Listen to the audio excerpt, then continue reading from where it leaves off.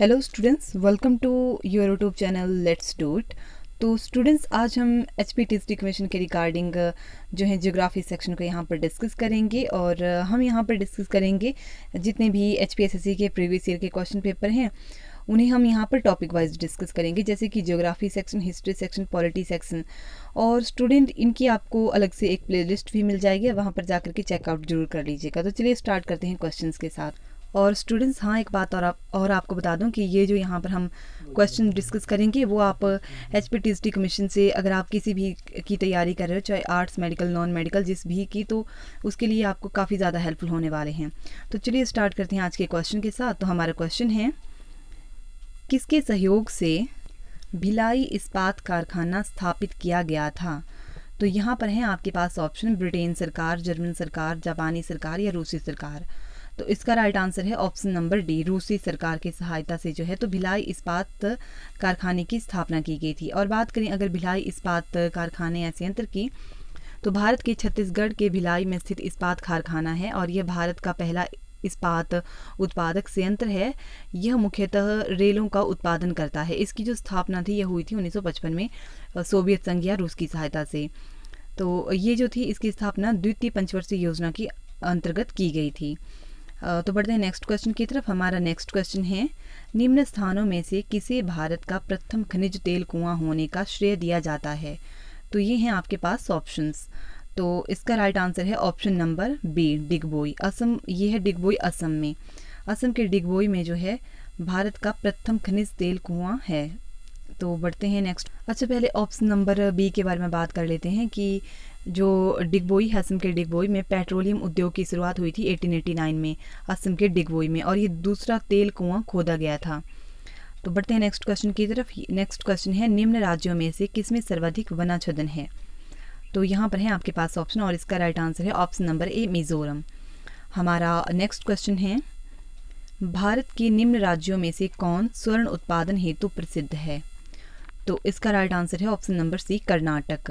कर्नाटक जो है स्वर्ण उत्पादन हेतु प्रसिद्ध है। सोना जो है भारत में कोलार व हट्टी की खानों से मिलता है, जो कि भारत के कर्नाटक राज्य में है। और सोना जो है धारवाड़ क्रम की चट्टानों से प्राप्त होता है। नेक्स्ट क्वेश्चन की तरफ बढ़ते हैं। 41, संयुक्त राष्ट्र सतत विकास शिखर सम्मेलन 2015 संपन्न हुआ था। तो इसका राइट आंसर है ऑप्शन नंबर बी, न्यूयॉर्क में। तो संयुक्त राष्ट्र सतत विकास शिखर सम्मेलन 2015 जो था ये न्यूयॉर्क में संपन्न हुआ था। नेक्स्ट क्वेश्चन है, संपोषणी कृषि के राष्ट्रीय मिशन का मूल उद्देश्य है? तो यहाँ पर आपके पास ऑप्शन है, कम वर्षा वाले क्षेत्रों का विकास, ऑप्शन बी संसाधन संरक्षण, ऑप्शन सी जल प्रयोग दक्षता एवं मृदा स्वास्थ्य प्रबंधन, ऑप्शन डी उपरोक्त सभी। तो इसका राइट आंसर है ऑप्शन नंबर डी, उपरोक्त सभी। कम वर्षा वाले क्षेत्रों का विकास, जल संसाधन संरक्षण और जल प्रयोग दक्षता एवं मृदा स्वास्थ्य प्रबंधन, ये सभी जो हैं संपोषणी कृषि के उद्देश्य हैं। तो बढ़ते हैं नेक्स्ट क्वेश्चन की तरफ। तो नेक्स्ट क्वेश्चन है, निम्न युग्मों में से कौन सही सुमेलित नहीं है?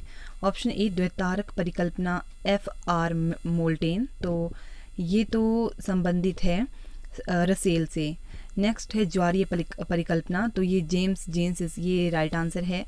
सी है ग्रहाणु परिकल्पना, तो TC चैम्बरलिन, ये भी सही है। ऑप्शन डी, निहारिका परिकल्पना लाप्लास, ये भी सही है। तो इसका राइट आंसर है ऑप्शन नंबर ए, द्वैतारक परिकल्पना FR मोल्टेन की नहीं बल्कि रसेल की है, जिसमें उन्होंने द्वैतारक परिकल्पना में रसेल ने जो था सूर्य और ग्रहों की दूरी तथा ग्रहों के वर्तमान कोणीय संवेगों की व्याख्या करने के बारे में बताया था। तो नेक्स्ट क्वेश्चन है, आंसुओं और अरिस्टों को बनाने के लिए प्रयुक्त किण्वन प्रक्रिया में किसका प्रयोग नहीं किया जाता? तो इसका राइट आंसर है ऑप्शन सी, स्टील व प्लास्टिक के बर्तन। नेक्स्ट क्वेश्चन है, सूर्य, पृथ्वी एवं चंद्रमा की निम्न स्थितियों में से किसमें पूर्ण चंद्र ग्रहण होता है? तो पूछा है कि सूर्य, पृथ्वी एवं चंद्रमा की निम्न स्थितियों में से, निम्न स्थितियां यहाँ पर दी गई हैं आपके पास ऑप्शन, इनमें से किसमें पूर्ण चंद्र ग्रहण होता है? तो इसका राइट आंसर है ऑप्शन नंबर बी, व्युति, इसमें जो है पूर्ण चंद्र ग्रहण होता है। नेक्स्ट क्वेश्चन है 46, निम्न भारतीय राज्यों में से किससे कर्क रेखा नहीं गुजरती है? तो यहाँ पर है आपके पास ऑप्शन। इसको याद रखने का आप एक निमोनिक भी याद रख सकते हैं कि कर्क रेखा जो है भारत के किन किन राज्यों से होकर के गुजरती है। जैसे कि मित्र पर गमछा झार, मित्र पर गमछा झार। मी से हो गया मिज़ोरम, त से हो गया त्रिपुरा, प से हो गया पश्चिम बंगाल, ग से हो गया गुजरात, म से मध्य प्रदेश, छ से छत्तीसगढ़ और झ से झार से झारखंड। तो जो कर्क रेखा है वो किससे नहीं गुजरती है, तो ये ऑप्शन बी मध्य प्रदेश से नहीं गुजरती है। नेक्स्ट क्वेश्चन है 47, निम्न नगरों में से किससे भारतीय प्रमाणिक मध्याह्न रेखा जो है वो गुजरती है, जो कि 82.5 डिग्री पूर्व। तो इसका राइट आंसर है option number C Mirzapur. Mirzapur से जो है तो ये भारतीय प्रमाणिक मध्याह्न रेखा गुजरती है।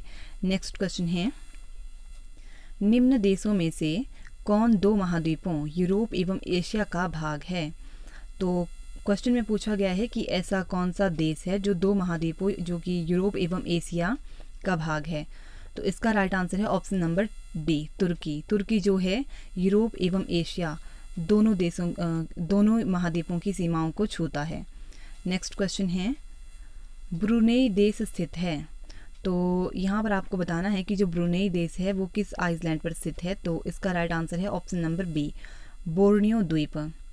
बोर्नियो द्वीप पर जो है वो ब्रुनेई देश स्थित है। नेक्स्ट क्वेश्चन है, निम्न देशों में से कौन स्कैंडिनेविया का भाग है।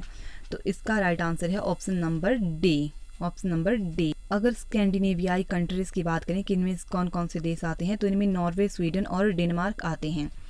नेक्स्ट क्वेश्चन है, निम्न में से किसे भूगोल का जनक कहा जाता है। तो इसका राइट आंसर है ऑप्शन नंबर ए हिकेटियस को जो है भूगोल का जनक माना जाता है।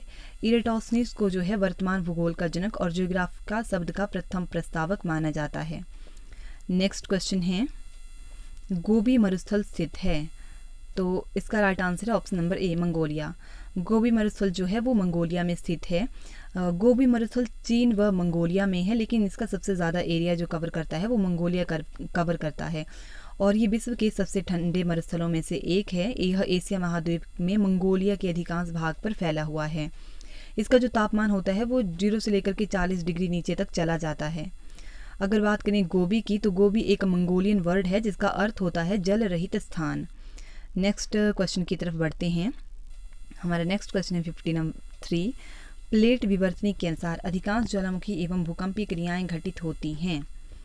तो ये घटित होती हैं ऑप्शन नंबर सी अभिसारी प्लेट किनारों के सहारे जो है प्लेट विवर्तनी के अनुसार अधिकांश ज्वालामुखी भूकंपीय क्रियाएं घटित होती हैं। ऑप्शन नंबर सी अभिसारी प्लेट किनारों के सहारे। नेक्स्ट क्वेश्चन है, इसमें आपको बताना है निम्न युग्मों में से कौन सही सुमेलित नहीं है। तो ये है आपके पास ऑप्शन। तो इसका राइट आंसर है ऑप्शन नंबर बी दक्षिणी आल्प्स पर्वत फ्रांस में नहीं बल्कि न्यूजीलैंड में है और पेंटागोनिया पठार अर्जेंटीना में है, डाउन्स घास के मैदान ऑस्ट्रेलिया में है और तिस्ता नदी तिस्ता नदी जो है ये सिक्किम के जेमू ग्लेशियर से निकलती है। नेक्स्ट क्वेश्चन है, निम्न दिशाओं में कौन उष्णकटिबंधीय चक्रवातों के निर्माण हेतु उपयुक्त नहीं होती है। तो इसका राइट आंसर हो जाएगा ऑप्शन नंबर डी न्यूनतम कोरियालिस प्रभाव। क्वेश्चन में आपसे पूछा था कि इन दिशाओं में से, यहाँ पर आपके पास ऑप्शन दी गई हैं कि निम्न दिशाओं में से कौन उष्णकटिबंधीय चक्रवातों के निर्माण में उपयुक्त नहीं होती है, इसलिए ऑप्शन डी इसका राइट आंसर है। और उथला सागर जल का 27 डिग्री से लेकर के 28 डिग्री से के लेकर तापमान और ऊपरी विक्षोभ मंडल में न्यूनतम दाब, ये सभी इसके लिए आवश्यक हैं। तो नेक्स्ट क्वेश्चन की बात करें, निम्न में से कौन भारत का सबसे बड़ा कोयला क्षेत्र है। तो इसका राइट आंसर हो जाएगा इसका राइट आंसर है option number A Raniganj. Raniganj जो है ये कोयला क्षेत्र दामोदर नदी घाटी क्षेत्र है और यह देश का महत्वपूर्ण कोयला क्षेत्र है क्योंकि यह देश का 35% कोयला रानीगंज की खान से ही निकलता है। और बात करें नेक्स्ट क्वेश्चन की 57, निम्न में से कौन लौह अयस्क का प्रकार नहीं है। तो इसका राइट आंसर है ऑप्शन नंबर सी, यहाँ पर होगा लिग्नाइट जो है ये लौह अयस्क का प्रकार नहीं है। लौह अयस्क के जो हैं वो 4 प्रकार हैं, मैग्नेटाइट, हेमेटाइट, लिमोनाइट और सिडेराइट। इसलिए ऑप्शन सी इसका राइट आंसर है क्योंकि लिग्नाइट इसका राइट आंसर नहीं है, इसका प्रकार नहीं है कोयले का। तो स्टूडेंट्स आज के लिए हम इतने ही क्वेश्चन डिस्कस करेंगे। अब हम मिलेंगे नेक्स्ट वीडियो में। तब तक के लिए अगर आपको वीडियो अच्छी लगी है तो प्लीज़ आप वीडियो को लाइक कीजिए और इस वीडियो को अपने दोस्तों के साथ ज़्यादा से ज़्यादा शेयर कीजिए और चैनल को सब्सक्राइब करना तो बिल्कुल भी ना भूलें। Thank you so much.